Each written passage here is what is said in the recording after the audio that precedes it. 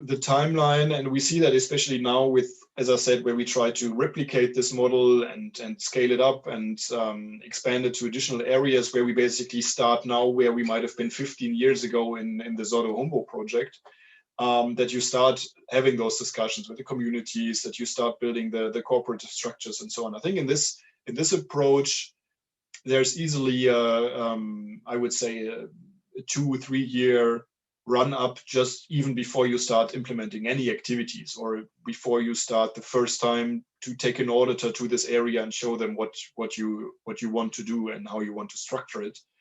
And then, just as it's a nature-based project, you have usually a time of 5 to 7 years, I would say, in this approach until you have any visible or any relevant effects in terms of carbon removals as well, right? So in this case, getting the underground forest into an above ground forest and really regrowing the biomass, it just takes some time. And that is why these projects usually run at least 30 years. So with Zodo Hombo, we are now at around the 15-year mark. And that's really, I would say, where the sweet spot is, basically, where we see, okay, the forest is there, the forest is growing. It's really the most carbon removal is happening right now. We have the highest increases in biomass on an annual basis. The project is established, is well established on the community level.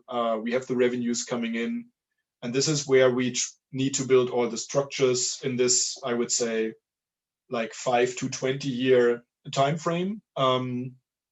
And then the last 5 to 10 years are really making sure that, again, the project is ready to self-sustain, because in these cases, the carbon certification in terms of additionality, where you need to demonstrate that the project is only happening because of the carbon revenue income, it usually ends after 30 to 50 years. It depends on the project type, but in this case, it would end in most cases after 30 years, where the goal is, again, to have the project in a situation where you don't need the carbon revenue anymore, and it's still sustaining itself and the situation that has been achieved. So overall, I would say it's easily a 35-year perspective in order to then, again, have those impacts for 100, 200 years into the future, obviously.